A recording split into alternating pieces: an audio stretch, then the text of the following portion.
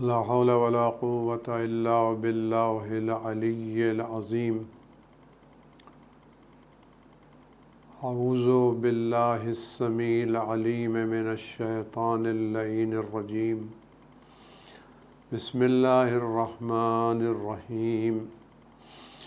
الحمد لله الذي لا يبلغ مدحته القائلون ولا يحصي نعماءه العادون ولا يؤدي حقه المجتهدون الذي لا يدركه بعد الهمم ولا يناله غوص الفطن جلت عظمته.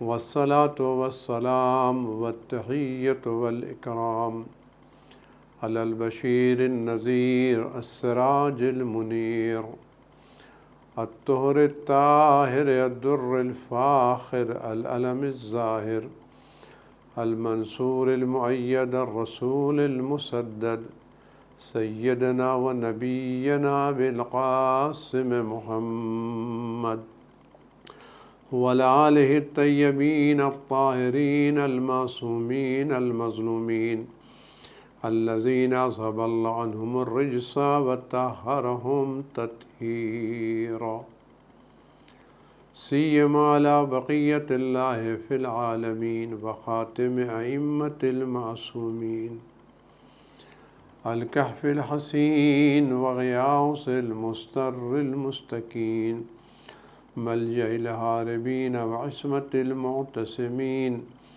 أرواحنا وأرواح العالمين لتراب مقدمه فداه عجل الله تعالى فرجه الشريف واللعنة الدائمة الباقية على أعدائهم وقتلتهم وغاصب حقوقهم أجمعين.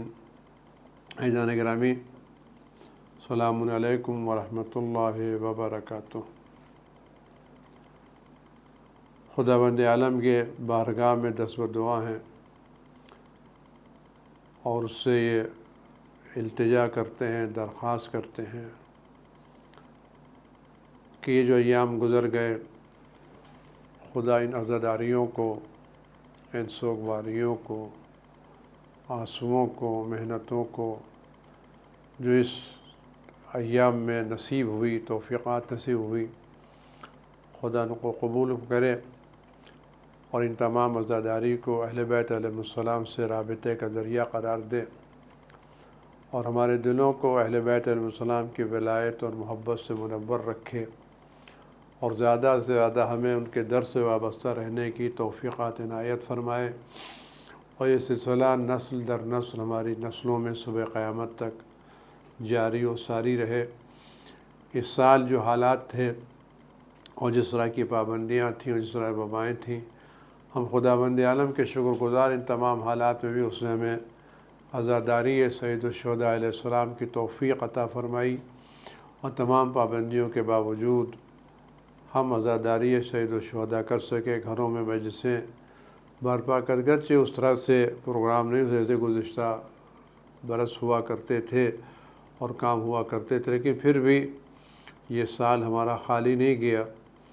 ہم نے اپنے گھروں کو ذکر حسین سے منور رکھا، گرچہ مجمع نہیں ہوا لیکن بہرحال ہم نے اپنے گھروں کو، امام باڑوں کو ذکر حسین سے منور رکھا. اور یہ بھی ہم نے نہیں رکھا بلکہ ہمیں یہ توفیق اللہ کی طرف سے نصیب ہوئی کہ ہم ان دنوں میں بھی، ان حالات میں بھی ذکر حسین سے اپنے گھروں کو منور رکھ سکیں اور ذکر حسین کی سعادت حاصل کر سکیں. ہم اس نعمت الہی پر، اس توفیق الہی پر شکر گزار ہیں اور اس کی بارگاہ میں دست بدعائیں کہ جس طرح اس نے ہمیں ان حالات میں بھی ذکر حسین کرنے کی توفیق دی. تمام کوتاہیوں، تمام خامیوں کے باوجود اس ذکر کو قبول فرمائے، ان آنسوؤں کو قبول فرمائے، اشکہائے عزا کو قبول فرمائے اور اس کو ہماری آخرت کا ذخیرہ قرار دے اور اہل بیت علیہ السلام سے رابطے اور محبت اور قربت کو اور زیادہ مثبت سے مستحکم کرے. عزیزان گرامی، ہم اہل بیت علیہ السلام کے تابع ہیں اور ان کی امامت اور ولایت کے قائل ہیں. ہماری اپنی نہ خوشی ہے نہ اپنا کوئی غم ہے.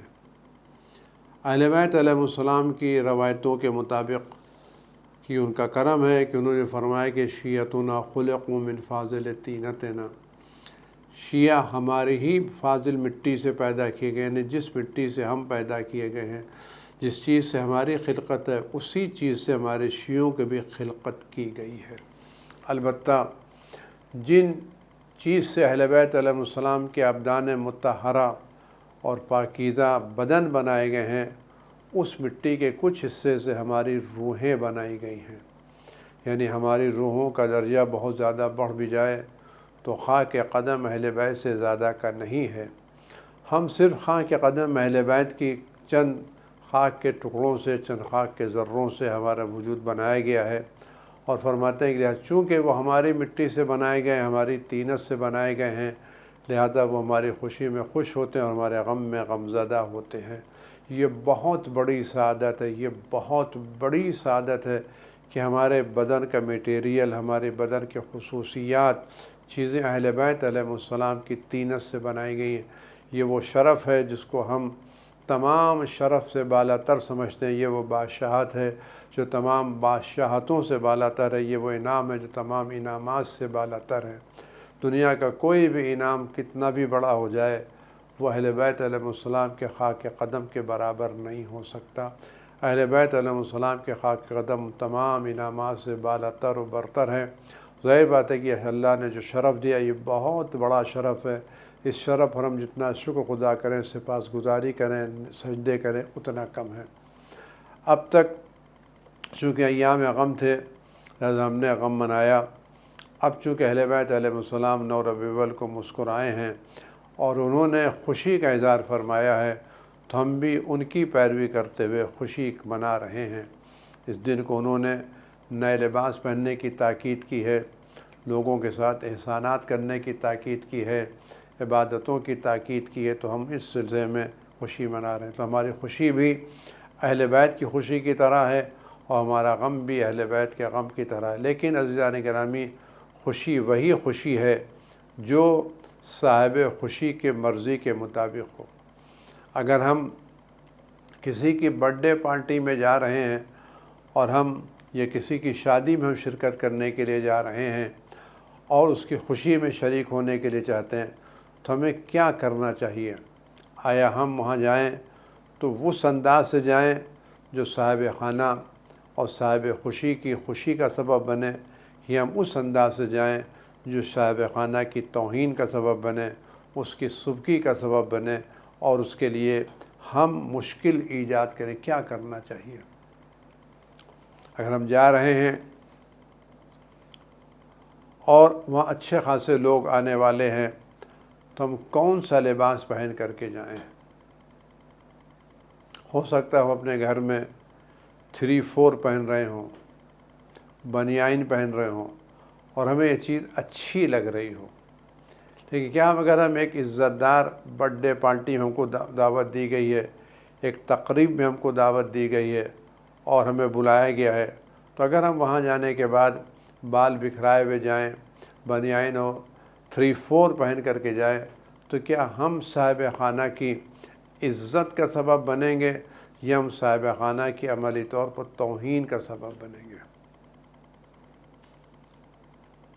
آیا ہم اس پر یہ کہہ سکتے ہیں ہم اپنے گھر میں بھی ایسے ہی رہتے ہیں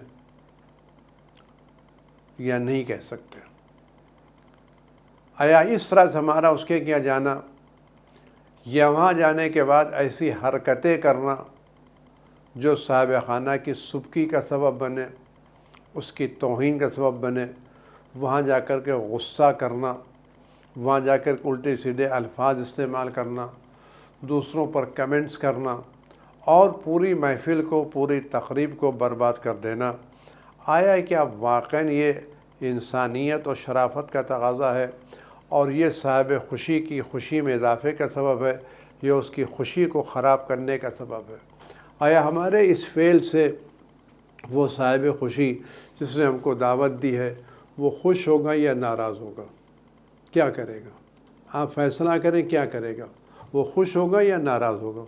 آپ یہ کہیں گے وہ ناراض ہوگا، ہم نے آپ کو بلایا تھا تاکہ ہماری عزت میں اضافے کا سبب بنے، ہمارے وقار کا رب بنے۔ آپ نے آنے کے بعد ہماری پوری محفل کو درہم برہم کر دیا، جو لوگ آئے تھے ان کو ناراض کر دیا۔ آپ نے ایسے تبصرے کی، ایسی زبان استعمال کی جس کی توقع آپ سے نہیں تھی۔ آیا یہ جانے والا جب یہ چلا جائے اور ایسا حرکت کر لے تو صاحب خانہ افسوس کرے گا یا افسوس نہیں کرے گا کہ کاش میں نے ان کو نہ بلایا ہوتا، کاش یہ نہ آئے ہوتے، تاکہ میری یہ محفل، میری یہ تقریب اس طرح سے خراب نہ ہوتی۔ عزیزان گرامی، ہم بھی سوچیں، آیا اہل بیت علیہ السلام کو گناہیں پسند ہیں یا گناہیں ناپسند ہیں؟ بد اخلاقیاں پسند ہیں یا ناپسند ہیں؟ اہل بیت علیہ السلام کو تواضع انکساری پسند ہے یا پسند نہیں ہے؟ اگر ہم ان کی خوشی کے دن کے موقع کے اوپر، جس دن انہوں نے خوشی قرار دیا ہے، اگر ہم اسی دن گناہ کریں تو یہ اہل بیت علیہ السلام کی خوشی میں اضافے کا سبب ہے یا ان کی خوشی کو کم کرنے کا سبب ہے؟ اگر ہم اس دن اپنے خوشی کے دن اپنے رشتہ داروں سے جھگڑا کر لیں، لڑائی کر لیں، گھر کے ماحول کو اس خوشی کے دن خراب کر ڈالیں، بیوی سے جھگڑا کریں، بچوں سے جھگڑا کریں اور اس دن خوشی کے پورے ماحول کو ہم خراب کر ڈالیں، آیا یہ چیز اہل بیت علیہ السلام کی خوشی کا سبب ہوگی یا نہیں ہوگی؟ یہ فیصلہ آپ کریں۔ برخلاف اس کے اگر ہم اس خوشی کے دن غصہ آ رہا ہے لیکن ہم اس بنا پر کہ ہم نہیں چاہتے غصہ کر کے، غصہ ہے حق بجانب ہے، ہمیں غصہ کرنا بھی چاہیے، لیکن ہم اس بنا پر صبر کر لیتے ہیں کہ گھر کا ماحول خراب نہ ہو، خوشی خراب نہ ہو، چیزیں برباد نہ ہوں، اور ہم خوشی کے ماحول کو برقرار رکھیں۔ ہم اپنے رشتہ دار سے جا کے مل آتے ہیں، صلہ رحم کر لیتے ہیں اور اس دن کو ہم خوشی میں باقی رکھتے ہیں، تو آیا یہ چیز خوشی کا سبب ہوگی یا نہیں ہوگی؟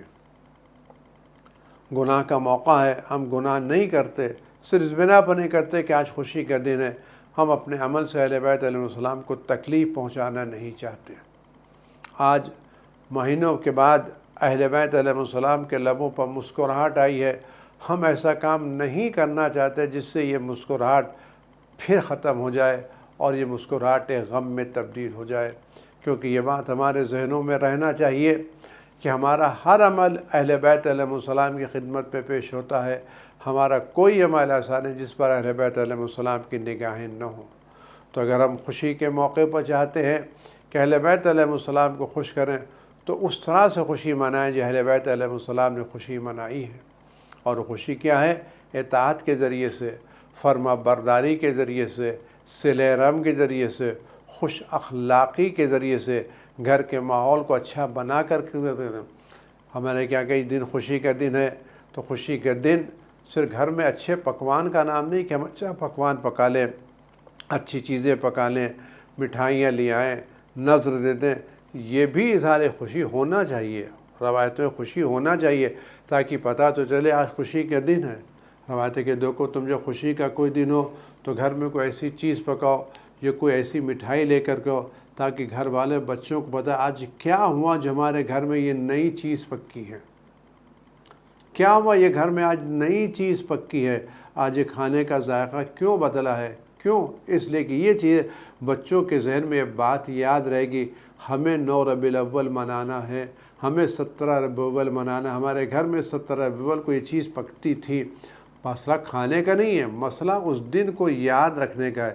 یہ چھوٹی چھوٹی چیزیں بچوں کے ذہن میں یاد رکھی جاتی ہیں۔ اگر ہم بقیہ خوشی کے دن کو عام دنوں کی طرح سے گزار دیں جیسے عام دن گزرتے ہیں، ہمارے بچوں پر کیا اثر پڑے گا؟ تربیت یہی ہوتی ہے کہ ہم اس گھر کے روایتوں میں ایسا کام کرو کہ بچوں کو وہ دن یاد رہے، کوئی اچھی چیز دو، عیدی دو، کھانا پکاؤ، مٹھائی لے کر کو کچھ ایسا کام کرو کہ پتہ چلے آج خوشی کا دن ہے، گھر کے ماحول کو خوشی کے ماحول میں تبدیل کرو۔ یہ کام بہترین کام ہے جو ہمیں انجام دینا چاہیے۔ تو میں عرض کر رہا تھا کہ خوشی ہمیں اہل بیت علیہ السلام کی خوشی کے مطابق بنانا چاہیے، اور غم بھی اہل بیت علیہ السلام کے مزاج کے مطابق، نہ ہم غم ایسا بنائیں جو اہل بیت کو پسند نہ ہو اور نہ خوشی ایسے بنائیں جو اہل بیت کو پسند نہ ہو، بلکہ ہماری ہر خوشی وہی خوشی جو اہل بیت علیہ السلام کی خوشی کے مطابق ہو، ان کی مرضی کے مطابق ہو، اور ہر غم وہی غم ہے جو اہل بیت علیہ السلام کی تعلیمات کے مطابق ہو۔ عزیزان گرامی، ماہ ربیع الاول ہے، یہ کئی اعتبار سے امامت اور رسالت کا مہینہ ہے۔ اس میں امام حضرت عسکری السلام کے شہادت کے بعد یہ دور امام زمانہ السلام کی امامت کا دور ہے۔ اس اعتبار سے یہ چونکہ امامت امام زمانہ کا دور ہے جو امامت سے مخصوص ہے، اور اس کے بعد سب سے بڑی خوشی جو اس مبارک مہینے میں ہے وہ خداوند عالم کی عظیم نعمت ہے، حضرت رسول خدا محمد مصطفیٰ صلی اللہ علیہ وسلم کی ولادت۔ یہ بہت عظیم نعمت ہے جو اللہ نے آپ کو دی۔ آپ یقین جانیے، اولین و آخرین سے لے کے اول سے لے کے آخر تک، جب سے دنیا بنی ہے اور جب تک یہ دنیا باقی رہے گی، جب سے یہ دنیا بنی ہے اور جب تک یہ دنیا باقی رہے گی، خداوند عالم نے کسی بھی گزشتہ امت کو اور کسی بھی آنے والی امت کو خداوند عالم نے کوئی ایسی بڑی نعمت نہیں دی ہے جو رسول خدا صلی اللہ علیہ وسلم سے بڑی ہو۔ سب سے بڑی نعمت، سب سے عظیم نعمت جو خداوند عالم نے پوری انسانیت کو دیے، حضرت رسول خدا محمد مصطفیٰ صلی اللہ علیہ وآلہ وسلم کی ذات بابرکت ہے۔ یہ وہ نعمت ہے جو خدا نے اولین و آخرین میں صرف آپ کو مخصوص قرار دیا ہے۔ خدا نے انبیاء بھیجے ہیں، مرسلین بھیجے، اولی العزم پیغمبر دنیا میں آئے ہیں، لیکن یہ نعمت جو اللہ نے آپ کو دی وہ عظیم نعمت ہے جو کسی دنیا کو نہیں ملی ہے، اولین و آخرین سے لے کر کے۔ کیونکہ رسول خدا صلی اللہ علیہ وسلم اشرف مخلوقات، اول مخلوقات، سب سے انبیاء، تو سب سے اعلیٰ نعمت خداوند عالم نے آپ کو دی ہے حضرت رسول خدا صلی اللہ علیہ وسلم کی شکل میں۔ اور اس کے بعد اسی طرح سے ایک اور عظیم نعمت خدا نے آپ کو دی ہے، وہ اہل بیت علیہ السلام اور ان کی امامت اور ولایت۔ یہ وہ رسالت اور امامت اور ولایت ہے جو نعمت اللہ نے آپ کو دی اور کسی ایک کو نہیں دی ہے۔ یہ بہت عظیم نعمت ہے۔ جب عظیم نعمت، ہمیں اس عظیم نعمت کا شکریہ ادا کرنا چاہیے۔ ہمیں خدا کی بارگاہ میں شکر، پروردگار تیرا شکر ہے، تو نے ہمیں رسول خدا صلی اللہ علیہ وسلم کی نبوت کے زمانے میں پیدا کیا، اہل بیت علیہ السلام کی امامت کے زمانے میں پیدا کیا، اور ہمیں اس دور میں اللہ نے جو خصوصیات دیں جو کسی کو نہیں دیں، خداوند عالم نے ہمیں اپنے کائنات کا آخری نبی دیا ہے اور سلسلہ امامت کا آخری امام دیا ہے، اور ان دونوں کا لقب رحمت للعالمین ہے۔ پیغمبر آخر بھی رحمت للعالمین ہے، اور زیارت آل یاسین کی بنا پر امام زمانہ علیہ السلام کا لقب بھی السلام علیکہ، آپ کا لقب بھی رحمت للعالمین ہے۔ دونوں رسول آخر بھی عالمین کے لیے رحمت ہے اور امام آخر بھی امام کے امت کے لیے رکھیں۔ ان دو رحمتوں کے درمیان ہم موجود ہیں، تو کتنی زیادہ اللہ کی رحمتیں ہمارے شامل حال ہو رہی ہیں۔ یہ نعمتیں کسی کو نہیں ملی ہیں، کسی کو نہ ایسا امام ملا جو رحمت للعالمین ہو، نہ ایسا رسول ملا جو رحمت للعالمین ہو۔ یہ آپ کو نعمت اللہ نے دی ہے، اتنی بڑی نعمت آپ کو دی، اس کو کوئی شمار نہیں کر سکتا۔ اپنے خداوند عالم نے اپنے خزانہ خلقت میں جو عظیم ترین جوہر تھا، جو عظیم ترین ہیرا تھا، وہ اللہ نے آپ کو دیا ہے، اور ایسا نسخہ اللہ نے آپ کو دیا ہے جو نسخہ کسی کے پاس نہیں ہے۔ آج ہم پیغمبر اکرم صلی اللہ علیہ وسلم کی ولادت کے موقع کے اوپر ہمیں چاہیے کہ ہم باقاعدہ جشن منائیں۔ اگر ان حالات میں ہم مجلسوں، مسجدوں میں، امام باڑوں میں یا باقی عمومی جگہوں پر ہم کھل کے جشن نہیں منا سکتے، تو کم از کم اپنے گھروں میں چراغاں ضرور کریں، اپنی کھڑکیوں پر، اپنی بالکونیوں پر، جہاں بھی آپ کا گھر ہے، جتنا آپ کے امکان میں ہے، آپ ضرور خوشی منائیں، چاہے ایک چراغ جلا کر کے۔ اظہار خوشی ایک چیز ہے، اظہار خوشی ایک چیز ہے، اور روایتوں ملتا ہے کہ وہ لوگ جنہوں نے رسول خدا صلی اللہ علیہ وسلم کی ولادت پر خوشی منائی تھی، گرچہ وہ بعد میں مسلمان نہیں ہوئے، لیکن اس خوشی منانے کی بنا پر خدا ان کو جہنم کے عذاب کی شدت سے محفوظ رکھے گا۔ عذاب کی شدت سے روایتوں ملتا ہے اگر کسی شخص کے دل میں اہل بیت علیہ السلام کی محبت ہے، ولایت ہے، اور وہ مومن نہیں ہے اور اللہ پر ایمان نہیں کرتا تو جنت میں تو نہیں جا سکتا، کہ جنت میں ایمان کے ساتھ ہے۔ لیکن یہ ولایت اہل بیت السلام، یہ محبت، یہ دوستی اہل بیت السلام اس سبب بنے کہ جہنم کے عذاب کی کمی کا، تو اگر یہ ان لوگوں پر اثر انداز ہو سکتے ہیں جو ایمان نہیں لائے، تو جو صاحبان ایمان ہیں ان کے لیے خوشی منانا کتنا ثواب کا سبب ہوگا، کتنا ثواب کا سبب ہوگا کہ ہم اظہار خوشی کریں، گھر میں اچھے لباس پہنیں، بچوں کو اچھا لباس پہنائیں، اچھی غذائیں کھائیں، تحفے دیں، تحائف دیں، پڑوسیوں کے ساتھ اچھا برتاؤ کریں اور گھروں میں چراغاں کریں تاکہ پتہ چلے ہم کسی کے ماننے والے ہیں، اس کی آمد کا استقبال کر رہے ہیں، ہمیں اس کے آنے سے خوشی ہو رہی ہے۔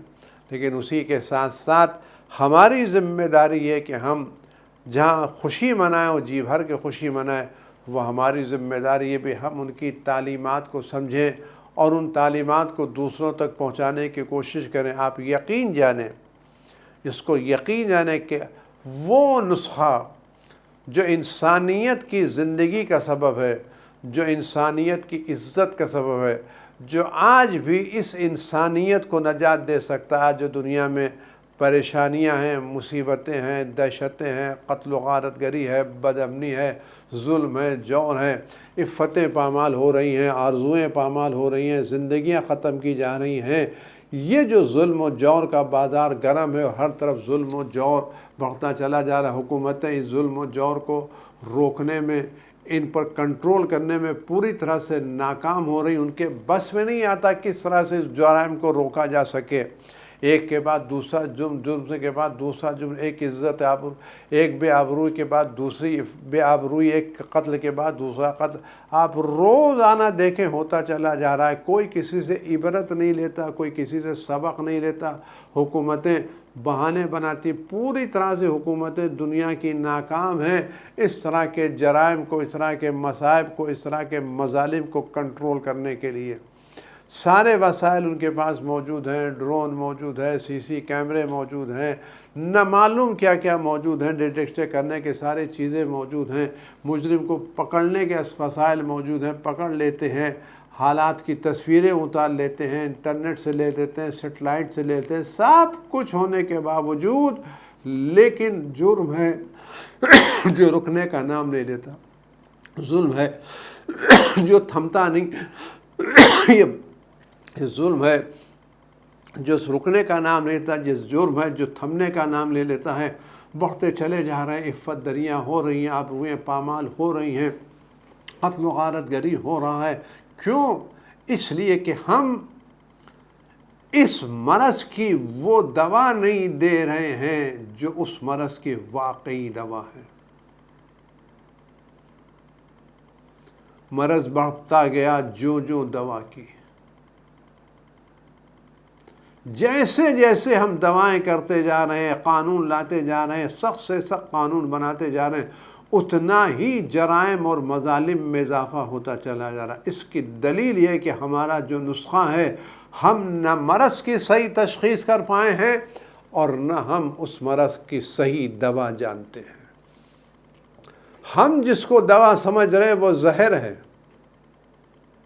ہم جس کو مرض سمجھے وہ مرض ہے ہی نہیں۔ اگر ہم نے واقع مرض کی صحیح تشخیص کر لی ہوتی اور ہمارے پاس صحیح دوائیں ہوتی تو مرض کنٹرول میں آ چکا ہوتا، لیکن یہ مرض کا بے قابو ہو جانا یہ بتا رہا ہے نہ ہمارے پاس تشخیص صحیح ہے، نہ ہمارے پاس مرض کی دوا صحیح ہے۔ لیکن قرآن کریم نے کیا کہا ہے؟ جس ماحول میں پیغمبر اکرم صلی اللہ علیہ وسلم بھیجا وہ ضلال مبین کا ماحول تھا، پوری طرح سے گمراہی کا ماحول، گناہ کا ماحول، ظلم کا ماحول، جبر کا ماحول، زیادتیوں کا ماحول، لوٹ لینے کا ماحول، چوری کا ماحول۔ کوئی اچھائی ایسی نہیں تھی جو وہاں پائی جاتی ہو، کوئی اچھائی، ایک اچھائی نہیں تھی اور کوئی برائی ایسی نہیں جو وہاں نہ پائی جاتی ہو۔ اچھائیاں دور دور نظر نہیں آتی تھیں اور برائیاں قدم قدم پر بکھری بھی پڑی تھیں۔ ایسے ماحول میں پیغمبر اکرم صلی اللہ علیہ وسلم نے 23 سالہ زندگی میں کتنا انقلاب برپا کیا، کس طرح سے لوگوں میں تبدیلیاں ایجاد کی۔ وہ لوگ جو لوگوں کا مال لوٹ لیتے تھے، قتل کر دیتے تھے، حملے کر دیتے تھے، خاندان کے خاندان کو تباہ و برباد کر دیتے تھے، آج وہی لوگ دوسروں کی جان کی حفاظت کر رہے ہیں۔ یہ انقلاب کیسے آیا؟ یہ بھائی چارگی کہاں سے آئی؟ وہ لوگ جو سامنے جاتے والے مسافر کو لوٹ لے رہے تھے اور اس لوٹنے کو فخر سمجھتے تھے، آج وہی لوگ اپنے مال کا آدھا حصہ اپنے بھائیوں کو دے رہے ہیں کہ ہمارا مال تم لے جاؤ، ہمارا ایک گھر ہے تو اس گھر میں آ کے تم رہ جاؤ، ہمارے ساتھ تم رہو، اور اس دینے کو، اس عطا کو اپنے لیے فخر سمجھتے ہیں۔ کوئی تنگی نہیں، محنت سے کی ہے، تم آؤ ہمارے مال میں شریک ہو، ہمارے گھر میں شریک ہو۔ تو جو کل مال لوٹ لیتے تھے وہ آج غریبوں کو، فقیروں کو اپنے مال میں کیسے شریک کر رہے ہیں، اور یہ بھی زبردستی نہیں، بالجبر نہیں، خوشی سے شریک کر رہے ہیں۔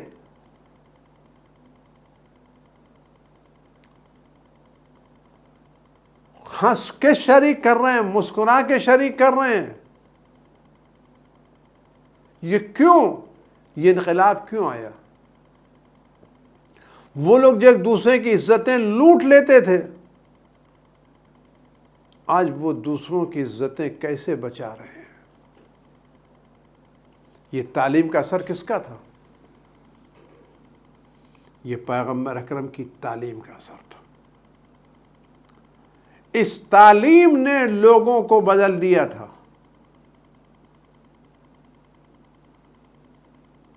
اس تعلیم نے لوگوں کو کیسا بدل دیا تھا؟ ایسی امانت داری کہ جس کی مثال نہیں ملتی۔ ایک شخص سفر پر جا رہا ہے، اس کے پاس کچھ زر و جواہرات ہیں، وہ چاہتا میں جا رہا ہوں، میں گھر جا رہا ہوں، میرا گھر خالی ہے،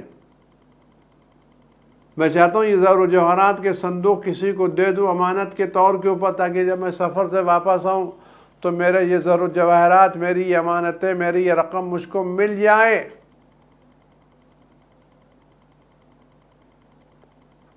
آتا ہے مسجد میں اور کہتا ہے بھائی میں سفر پر جا رہا ہوں، میری مسافرت ہے، اور میں چاہتا ہوں میرے پاس یہ صندوق ہے، یہ پیسہ، اس میں پیسے ہیں، دولت ہے، ہیرے جواہرات، زر و جواہرات، ان کو رکھ دینا چاہتا ہوں۔ کہ ان کے پاس جو ایک شاہ وہاں بیٹھے ہوئے تھے کہ میں شہر کے بزرگ ہیں، عزت دار ہیں، متقی بھرے کو دے دو، وہاں کہ ان کو دے دیتا ہے کہ صاحب میری امانت ہے کہ رکھ دو۔ وہ اٹھا کر کے وہ امانت اسی مسجد میں جو ممبر تھا اس کے کنارے رکھ دیتے۔ جب غور کر پیغمبر کی تعلیمات کیسے ہو گئی تھی، وہ صندوق اسی مسجد میں ممبر کے کنارے رکھ دیتا کہ ٹھیک یہاں رکھ دو، چلے جاؤ۔ وہ چلا تھا کہ یہ سوچ گیا تھا کہ میں جا رہا ہوں، یہ ابھی نماز پڑھ رہے ہیں، وظیفہ کر رہے ہیں، ابھی نماز پڑھ کے اٹھیں گے تو صندوق لے جائیں گے، اپنے گھر لے جائیں گے۔ کئی مہینے کے بعد سفر سے واپس آتا ہے، اس شخص کے بعد پوچھتا ہے کہ میں نے آپ کو صندوق دیا تھا، کہا دیا تھا، کہا کہ اب مجھے واپس، کہ چلو میں دے دیتا ہوں تم کو صندوق۔ کہاں کا گھر میں؟ گھر نہیں، کہا مسجد میں۔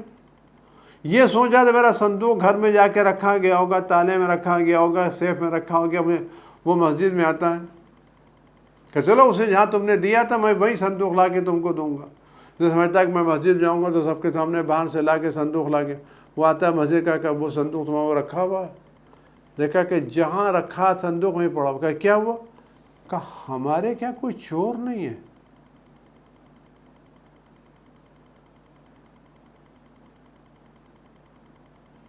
ہمارے کیا کوئی چور نہیں ہے؟ یہ زر و جواہرات کا صندوق مہینے مسجد میں مہینوں پڑا رہا، کسی نے آنکھ اٹھا کے نہیں دیکھی۔ کیا تھا؟ تعلیمات حضرت رسول خدا صلی اللہ علیہ وسلم کا اثر تھا۔ ان تعلیمات میں جو تاثیر ہے آج بھی وہی تاثیر ہے، لیکن آج ہم کیوں متاثر ہوتے اس کی بنا پر؟ کیوں ہم متاثر نہیں ہوتے؟ اس کی وجہ یہ کہ ہم میں رکاوٹیں ہیں، ہم میں رکاوٹیں ہیں۔ پرانے زمانے کے جو حکیم ہوا کرتے تھے، وہ جب دوائیں دیتے تھے تو دوائیں دینے سے پہلے کچھ ایسی دوائیں دیتے تھے تو بدن میں جو غلاظتیں وہ نکل جائیں۔ پہلے 1-2 دن اس کو دوائیں دیتے تھے، ان دوائیں دینے کے بعد جو بدن میں غلاظتیں، کثافتیں، نجاستیں ہوتی تھی نکال دیتے تھے، پھر اپنی دوا دیتے تھے۔ کہتے تھے جب تک بدن میں غلاظتیں موجود ہیں میری دوائیں اثر نہیں کریں گی۔ پیغمبر اکرم صلی اللہ علیہ وسلم نے پہلے آنے کے بعد لوگوں کے وجود سے شرک کو، کفر کی نجاستوں کو دور کیا، پھر توحید کا درس دیا، بد اخلاقیوں کو دور کیا، پھر اخلاقیات کا درس دیا۔ اگر آج ہمارے وجود میں پیغمبر اکرم صلی اللہ علیہ وسلم کی تعلیمات اثر نہیں کر رہی ہیں تو رکاوٹیں کیا ہیں؟ یہ رکاوٹیں ہمارے گناہیں ہیں، ہمارے اعتقادات کی کمی ہے، محبت دنیا ہے، ہماری بد اخلاقیاں ہیں، ہماری بدعمالیاں ہیں۔ یہ چیزیں وہ ہیں جو ہمارا تعلیمات پیغمبر کے راہ میں رکاوٹیں بنی ہیں۔ لیکن سوال یہ پیدا ہوتا ہے کہ ہم ان رکاوٹوں کو کیسے دور کریں؟ اس کا بہت آسان طریقہ یہ ہے کہ ہم اسی رسول سے فریاد کریں جو تعلیمات لے کے آئے ہیں۔ آپ یقین جانیں رسول اللہ آج بھی زندہ ہیں اور ویسے ہی ہماری باتیں سن رہے ہیں جیسے کل مدینے والوں کی باتیں سنتے تھے۔ جس طرح سے کل مسجد نبوی میں جو لوگ ان کے سامنے بیٹھ کے ان سے گفتگو کرتے ان کی باتیں سنتے تھے، آج بھی رسول خدا صلی اللہ علیہ وسلم ویسے ہی ہماری باتیں سننے کے لیے تیار ہے، بشرطے ہم ان سے بات کریں تو صحیح، ہم ان سے فریاد کریں تو صحیح، ہم ان سے باتیں کریں تو صحیح، ہم اپنی مشکلات ان سے بیان کریں۔ آپ یقین جانیے اگر آج ان ایام میں جو رسول خدا صلی اللہ علیہ وسلم سے مخصوص حسام ہے، اگر ہم ان کی بارگاہ میں جائیں اور واقعی دل سے ان سے فریاد کریں ہم بہتر ہونا چاہتے ہیں، ہم بااخلاق ہونا چاہتے ہیں، با کردار ہونا چاہتے ہیں، بری عادتیں چھوڑنا چاہتے ہیں، ہم آپ کی امت کے اچھے امتی بننا چاہتے ہیں، آپ یقین جانیے اگر ہم آج بھی رسول خدا صلی اللہ علیہ وآلہ وسلم سے درخواست کریں، آپ یقین جانیں آپ اپنے وجود میں تبدیلی محسوس کریں گے۔ ان کی حکمت، ان کی طبابت، ان کی دوائیں زمانے میں محدود نہیں ہیں، خود ان کی تاثیرات مکان میں محدود نہیں کہ جب وہ تھے نہیں، آج بھی وہی تاثیر رکھتے جو کل تاثیر تھی، بلکہ کل ہمیں مدینے جانا پڑتا، آج تو اپنے گھر میں رسول اللہ سے فریاد کر سکتے ہیں۔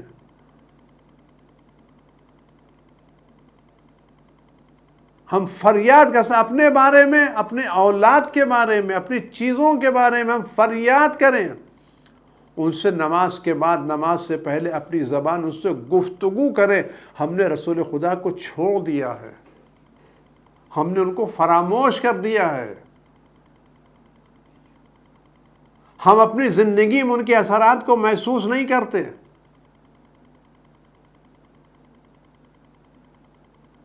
وہ ہمارے درمیان ہماری باتوں کو سن رہے ہیں، اثر رکھتے ہیں۔ ہم سمندر کو چھوڑ کر کے گندے نالوں کے پیچھے پڑے ہوئے ہیں، ہم حکیم الہی کو چھوڑ کر کے دنیا کے ڈاکٹروں کے پیچھے پڑے ہوئے ہیں۔